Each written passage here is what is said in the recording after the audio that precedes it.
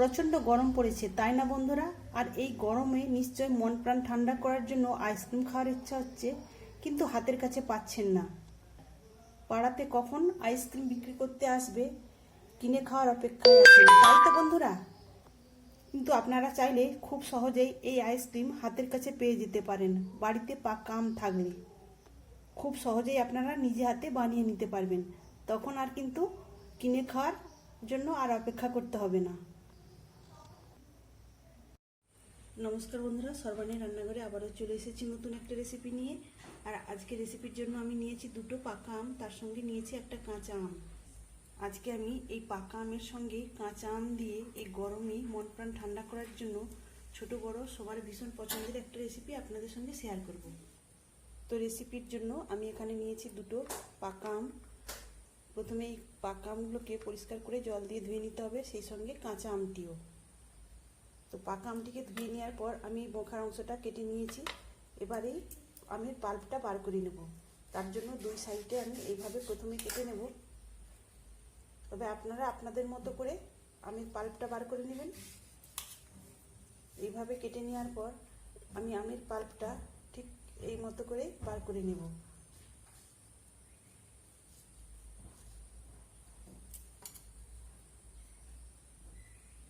এইভাবে করে নেওয়ার পর এই চাকুর সাহায্যে আমি এই আমের পাল্পটা এইভাবে বার করে নেব।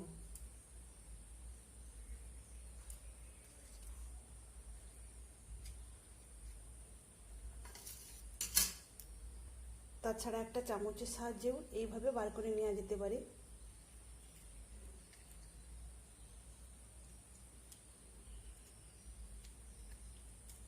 তো এই মতো করে আমের পাল্পগুলো আমি বার করে নেব।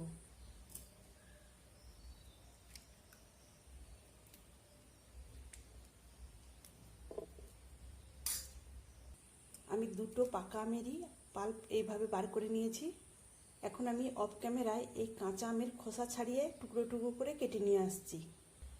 কাঁচা আমটা ভীষণ টক, তাই আমি খানিকটা এইভাবে ছোট ছোট টুকরো করে কেটে নিয়েছি। এখন এই আমটাকে আমি কড়াইতে দিয়ে খানিকটা ফুটিয়ে নেব। আমি গ্যাস অন করে কড়াইটা বসিয়ে দিয়েছি। এবার আমটা ফুটে উঠলেই আমি এটাকে নামিয়ে নেব।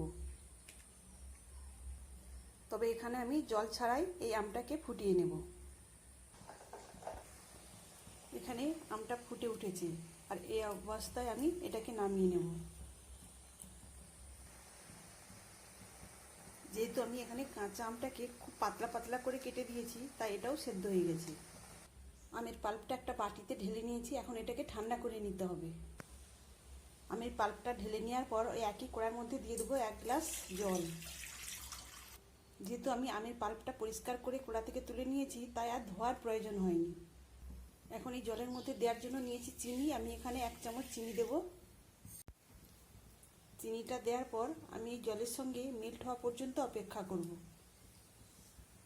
আর চিনির পরিমাণটা আপনারা আপনাদের মতো করে বুঝে দেবেন। আম যদি ভীষণ টক হয় তাহলে বেশি লাগবে, আর যদি আম ভীষণ মিষ্টি হয় তাহলে চিনিটা বেশি দিতে লাগবে না। এখানে চিনি শিরাটা ঘন করার দরকার নেই। এখানে চিনিটা জলের সঙ্গে মিশে গেছে।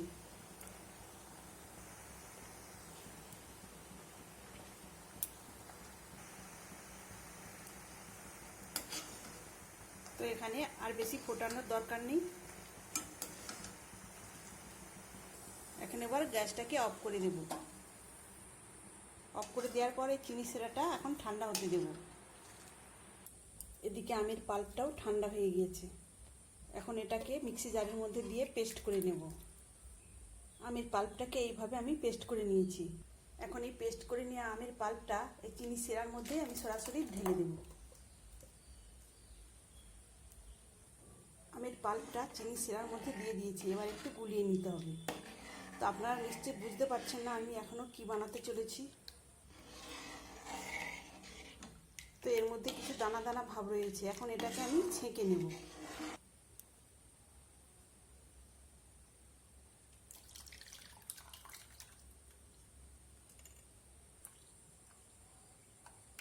তো এইভাবে আমি পিওর জুসটা বার করে নেব। আর যদিও ছিবড়া রয়ে থাকে তাহলে কিন্তু ছাঁকনির উপরে সেটা রয়ে যাবে।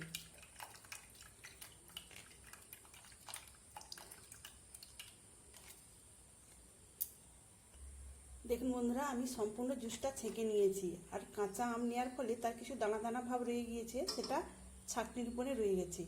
এটাকে এখন আমি ফেলে দেব। এখানে দেখুন বন্ধুরা, কত সুন্দর ম্যাঙ্গো জুস তৈরি হয়ে গেল। আর আমরা বাজার থেকে যে ফ্রুটি কিনে খাই সেটা কিন্তু এইভাবেই তৈরি করা, তবে তাতে কেমিক্যাল রং মেশানো থাকে। এটা কিন্তু একদম পিওর ম্যাঙ্গো জুস।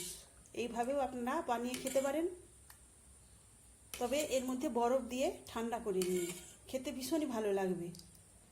তবে আজকে আমি এটা ম্যাঙ্গো জুস হিসাবে খাবো না, আমি এখানে নিয়েছি একটা আইসক্রিমের মোল্ড। তাহলে বন্ধুরা, এতক্ষণে নিশ্চয়ই বুঝতে পেরেছেন আমি কি বানাতে চলেছি।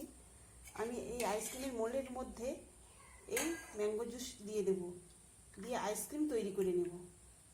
আর এইভাবে যদি বাড়িতে আইসক্রিম বানিয়ে নেওয়া যায় তাহলে কিন্তু খেতে ভীষণই ভালো হবে কেনার আইসক্রিমের চাইতে।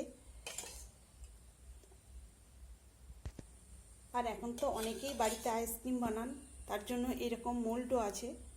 আর যেসব বন্ধুদের বাড়িতে এইরকম আইসক্রিমের মোল্ড নেই, তারা কিন্তু আইসক্রিম তৈরি করার জন্য 4 কাপ ব্যবহার করতে পারেন। আর এখানে ম্যাঙ্গো জুসটা দেখুন কত সুন্দর কালারও এসেছে। এর মধ্যে কিন্তু কোনো রকমের কেমিক্যাল রং মেশানো হয়নি, আপনারা নিশ্চয়ই দেখেই বুঝতে পারলেন। এখন এই মোল্ডে আমি ঢেকে দেবো, ঢেকে দিয়ে এটাকে ডিপ ফ্রিজে রেখে দেবো 8 থেকে 10 ঘন্টা। ফিরে আসবো আইসক্রিমগুলো সেট করে নেওয়ার পর। আমি 10 ঘন্টা পরে ডিপ ফ্রিজ থেকে এই মোল্ডটা বার করে নিয়েছি। আর এখন আমি দেখিয়ে দেবো আইসক্রিমগুলো কত সুন্দরভাবে সেট হয়েছে। তবে আমি সঙ্গে সঙ্গে আইসক্রিমগুলো বার করব না, কিছুক্ষণ রেখে দেওয়ার পর আইসক্রিমগুলো বার করব। আর সঙ্গে সঙ্গে এই আইসক্রিমগুলো বার করতে গেলে ভেঙে যাওয়ার সম্ভাবনা থাকে। আমি কিছুক্ষণ মোল্ডটা স্বাভাবিক তাপমাত্রায় রেখে দিয়েছিলাম, আর এখন আমি বার করে দেখিয়ে দিচ্ছি কত সুন্দরভাবে আইসক্রিমগুলো সেট হয়েছে। তাহলে বন্ধুরা, দেখে নিশ্চয়ই বুঝতে পারছেন বাড়িতে আইসক্রিম বানানো কতটা সহজ। আর আপনারা বাড়িতে আইসক্রিম মোল্ড না থাকলে এইরকম চায়ের কাপে আইসক্রিম বানিয়ে নিতে পারেন। আমি বেশ কয়েকটা আইসক্রিম মোল্ড থেকে বার করে নিয়েছি, আর দেখুন আইসক্রিমগুলো দেখতে কতটা সুন্দর হয়েছে। আর এই আইসক্রিম কেনা আইসক্রিমের চাইতেও বেশি খেতে ভালো হবে। আর আপনারা তো দেখেই বুঝতে পারলেন বাড়িতে আইসক্রিম বানানো কতটা সহজ। তাহলে আপনারা অবশ্যই এইভাবে বাড়িতে আইসক্রিম বানিয়ে নেবেন, আর তাহলে কিনে খাওয়ার অপেক্ষা করতে হবে না। তাহলে বন্ধুরা, আজকের এই আইসক্রিম তৈরি রেসিপি আপনাদের কেমন লাগলো অবশ্যই কমেন্ট করে জানাবেন। আজকের মতো আসি, সবাই ভালো থাকবেন, সুস্থ থাকবেন, ধন্যবাদ।